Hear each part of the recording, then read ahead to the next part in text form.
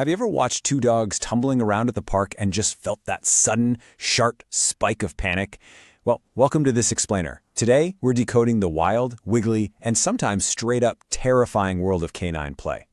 We're going to figure out exactly why stepping in and managing that chaotic energy is, quite honestly, sometimes the absolute best thing you can do for your furry friend. So let's just dive right into this really provocative question. Because that frightening display, the exposed teeth, the loud growling, the intense body slamming, it might actually be a perfectly healthy, expertly negotiated game. Or it could be a complete disaster waiting to happen. To the untrained eye, a fun game and a real fight can look startlingly similar. To figure out exactly where that line is, here's our agenda for today. 1. Decoding healthy dog play. 2. The danger of over-arousal. 3. Why play breaks matter. 4. The 3-second consent test. And 5. Keeping your dog safe. Okay, starting with Section 1, decoding healthy dog play. To understand play, we first have to realize it's basically this brilliant shared fiction. It requires both dogs to constantly agree that their actions aren't real aggression, and they pull this off through something called meta-communication. It's essentially a signal about other signals. It frames what looks like a super dangerous interaction as just a cooperative, safe game. It's their way of saying, hey, everything I'm about to do is totally a joke, so don't take it seriously. And you've definitely seen the ultimate meta-communication tool, the classic play bow. When a dog drops its chest, keeps its rump high up in the air, and gives that goofy, open-mouthed grin, they are loudly announcing to the world that it is time to party. They're officially reclassifying any roughhousing that happens next as pure fun. Now, what's really fascinating here is the concept of role reversal. A dog voluntarily rolling onto its back isn't showing submission or defeat. Not at all. They have strategically and purposefully chosen vulnerability just to keep the game reciprocal and fun.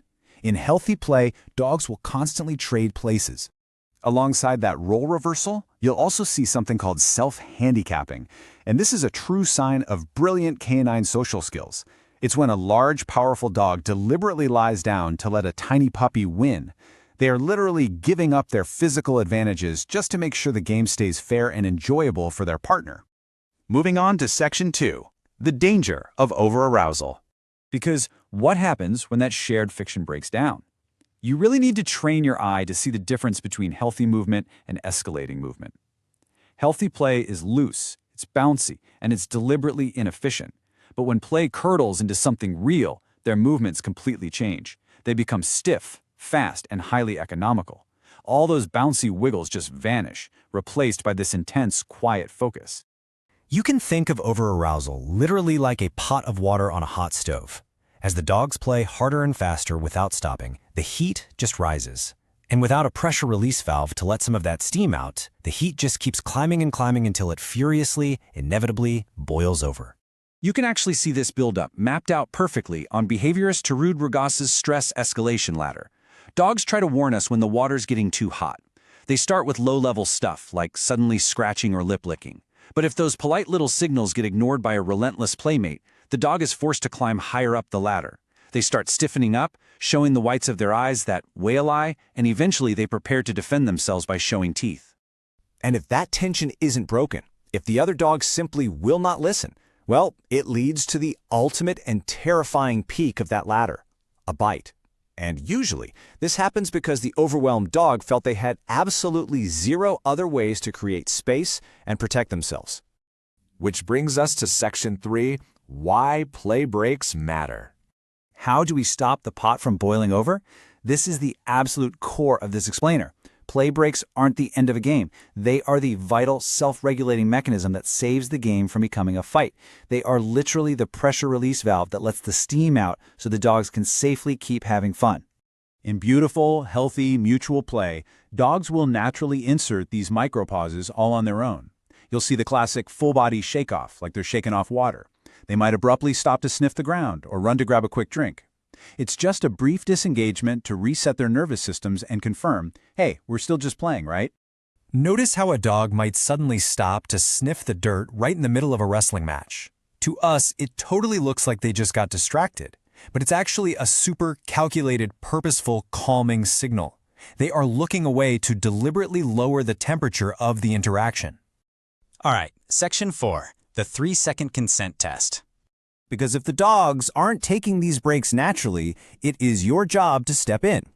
If you see relentless chasing, no role reversal, or one dog desperately hiding behind your legs, you really have to ask yourself, is that dog on the bottom actually a willing participant, or are they trapped? You can answer that instantly with this 3-step consent test, and it completely removes all the guesswork. First, calmly hold or call away the dog doing the pursuing. Second, completely release the dog who was being chased. Third, just watch. Does the pursued dog immediately bounce right back to re-engage? If so, awesome, let them play.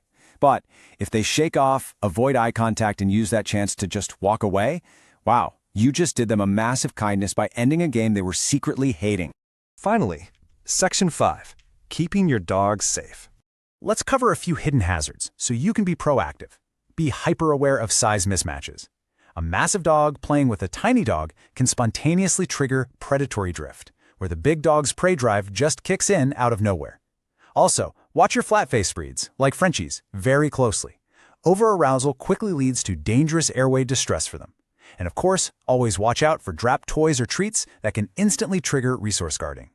Also, keep your eyes peeled for ignored cutoff signals. If a dog drops into a sudden sit or lie down in the middle of playing, it's not them just getting tired, it is a polite but incredibly firm plea for space. If the other dog ignores that, that is absolutely your cue to step in. But what if you miss the signs and the absolute worst happens? Step 1. Never, ever reach into a dogfight with your bare hands or grab a collar. You are highly likely to suffer a severe redirected bite.